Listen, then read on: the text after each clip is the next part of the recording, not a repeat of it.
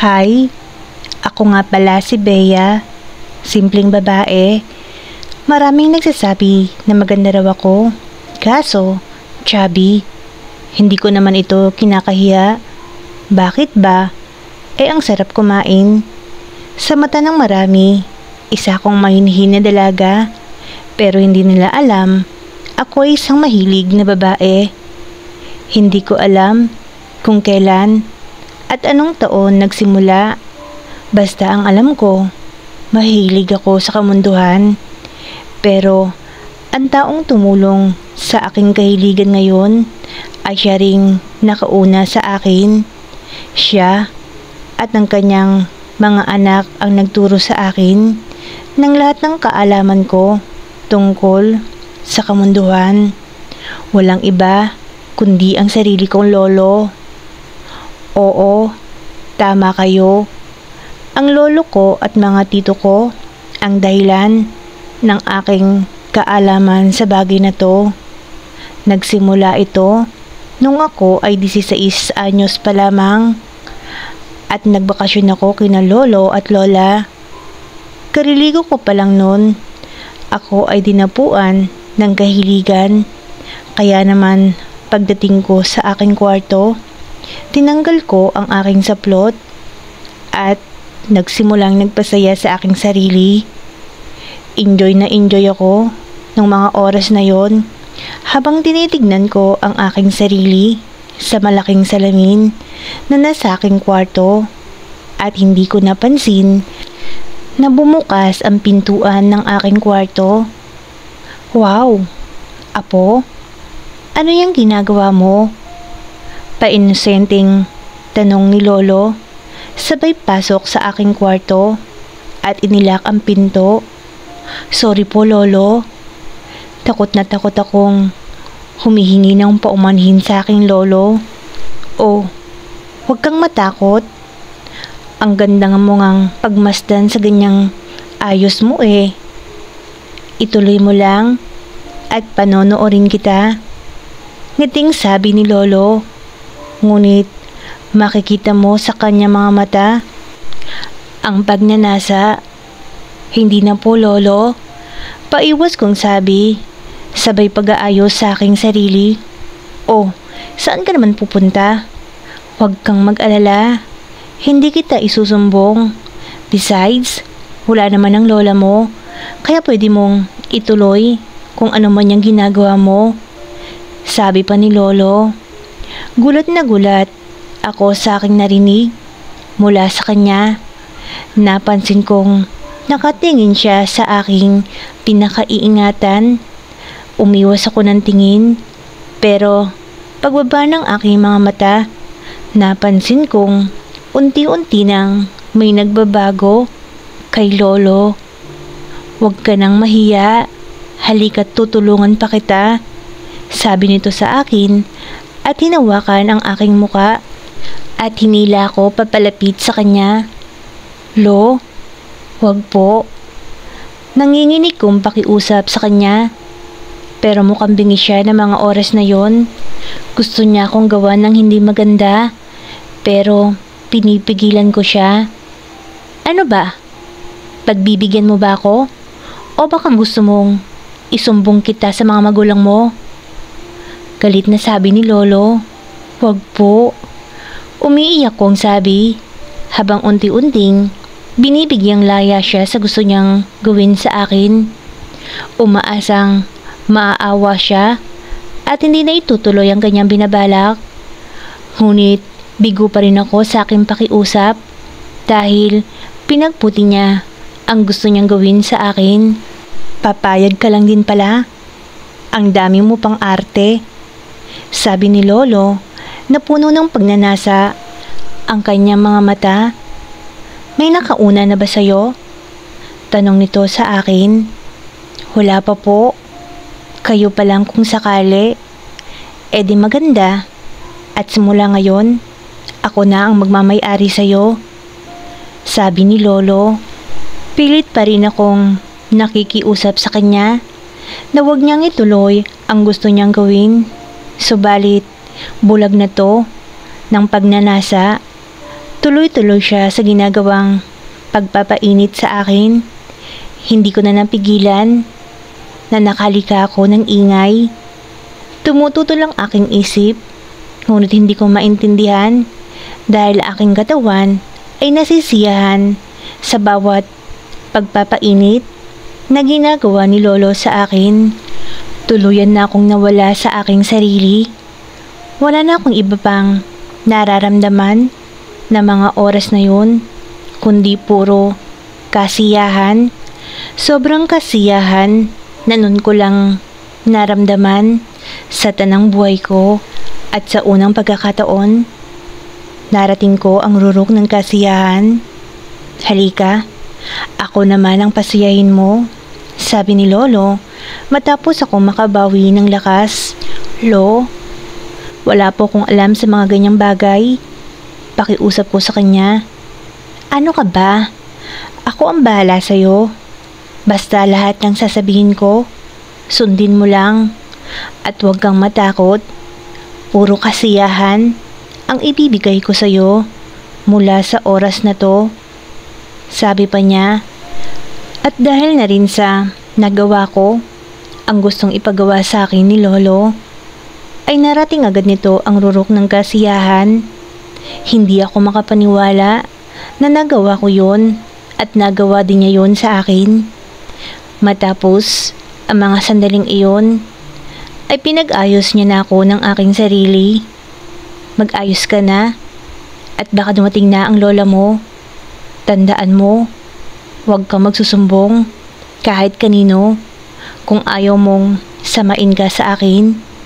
Naiintindihan mo ba ako? Pagalit na sabi ni Lolo. Opo, opo. Umiiyak na sabi ko. Nakarinig ako ng lagitik na nagmumula sa isang cellphone, kung kaya't napatingin ako sa kanya. Nakita ko siyang kinukunan niya ako ng larawan habang nakahiga sa aking kama. Magbihis ka na at magluto. Hindi mo na kita ngayon aangkinin at baka mahuli tayo ng lola mo. Hindi ko akalain na mahilig ka palang bata ka, sabi ni Lolo at lumabas na to ng aking kwarto. Umiiyak ako habang mag-isa sa aking kwarto. Hindi makapaniwala na nagawa ko ito sa aking sarili, lalo na ang lolo ko. Pero naiinis din ako dahil nagpaubaya ako at nagustuhan ko ang pagpawalang iya ni Lolo sa akin. At higit sa lahat, pumayag akong maging palipas oras niya. Nang tumingin ako sa orasan, ay nasa 11:00 na pala ng umaga. May 2 oras din pala akong pinag-init ni Lolo, kaya naman bumangon ako at kailangan ko pang magluto. Baka dumating na si Lola. Nagluluto na ako nang maramdaman ko si Lolo na nasa aking likuran. Baya apo, husayan mo magluto ha, dahil kung hindi, iba ang gagawin ko sa'yo. Natatawang bulong ni Lolo sa aking likuran, sabay haplos sa aking matayog na kayamanan. Tama na po. Baka makita tayo ni Lola. Pakiusap ko sa kanya. Subalit, bingi pa rin to. Pila't pinagdidikit ang aming mga katawan. Nag-i-enjoy ako sa'yo, apo.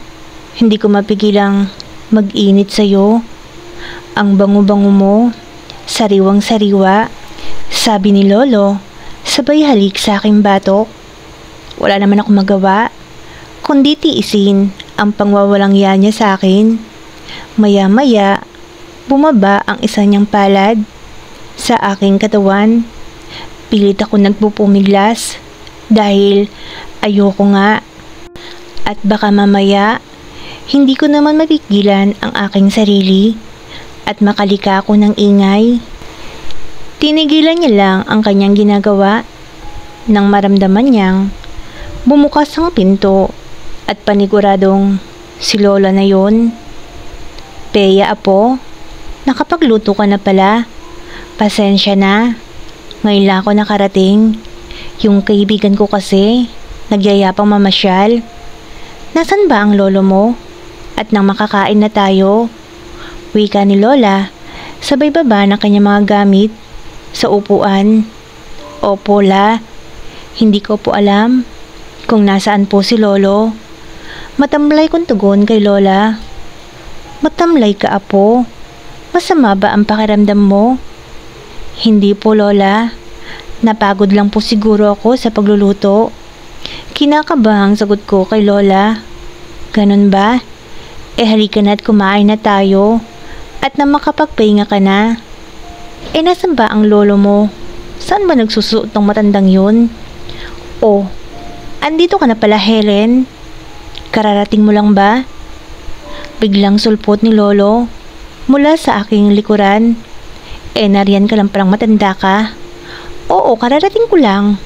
Halika na't kumain. At nang makapagpahinga itong si Bea, yaya ni Lola kay Lolo. Mabuti pa nga. At mukha ngang pagod na pagod itong apo mo. Hala, ihanda nyo na nga ang hapag. At ako'y may kukunin lang sandali. Sabay alis ni Lolo patungo sa kanilang kwarto. Samantalang kami naman ni Lola ay inayos na ang hapag. Dahan-dahan ang aking kilos dahil hindi maganda talaga ang aking pakaramdam dahil sa ginawang pagpapainit sa akin ni Lolo. Maya-maya, dumating na ito at kami ay kumain. Sa hapag ay hindi ako mapakali dahil sa mga titig ni Lolo sa akin at tuwing sumusulyap ako sa kanya at hindi tumitingin si Lola. Tinititigan niya ako na mukhang may gagawin siyang hindi ka nais-nais sa akin. Temyong, aalis pala ako bukas. Mga 2 linggo ako mawawala. Meron kaming pinapatayong resort. Yung kaibigan kong si Dina. Inimbitahan ako na tignan to. Hindi naman ako makatanggi kaya pumayag na ako. Sabi ni Lola na siya nagpahinto sa akin. Kaya naman nahulog ang aking kutsara sa sahig. Okay ka lang ba, Apo? Tanong ni Lola. Naagaw ko ang kanyang pansin dahil sa pagkahulog ng aking korbiertos. Opo, Lola. Marahang kong tugon at unti-unting yumuko upang kunin ang aking kubyertos na nahulog nang hindi sinasadyang mapasulyap sa tapat ni Lolo. Dahil kitang-kita ko, unti-unti na namang nabubuhay ang init sa katawan nito. Lola, pwede po bang mauna na ako magpahinga? Sige, Apo. Ako nang bahala dito. Mabuti ngang magpahinga ka na at ikaw ay namumutla. Pagbibigay permiso ni Lola, umalis ako sa hapag na nanginginig ang aking katawan. Ang ibig sabihin nito ay kami lang ni Lolo ang maiiwan. Hindi naman ako pwedeng magpaalam ng biglaan upang umuwi sa amin. Higit sa lahat, wala ang aking mga magulang ron. Nang nasa kwarto na ako ay napaiyak ako dahil sa takot. Samantala, sa pagkainan, bibisita raw sa resort o magmamadyong. Aba, Helen, pa nakakalimutan mong andito sa atin si Bea at nagbabakasyon. Kunwaring si Danny Temyong sa kanyang asawa. Pero ligid sa kalaman nito, siya ay tuwan-tuwa dahil masosolo niya ang kanyang apo. Hindi ko naman nakakalimutan yun. At anong madyong? Hoy, Temyong, hindi naman ako ganyang kasugapa at kayang lumayo para lang magmadyong. Hayaan mo, sa pagbalik ko, babawi ako sa apo natin. Inis na sabi ni Helen sabay tayo. Bahala ka nga sa buhay mo. Siguraduhin mong babawi ka kay Bea, ha? Pagbalik mo. Tumayo na rin ito at umalis na ng kusina. Habang si Helen ay nilinis ang kanilang pinagkainan. Si Temyong naman umakyat sa kwarto ng apo. Dahan-dahang pinihit ang pinto nang makupurming hindi nakalakto. Dahan-dahan siyang pumasok. Nang siya ay nakapasok, nakita niya ang kanyang apo na umiiyak. Bea, apo, bakit ka umiiyak? Tanong ni Temyong.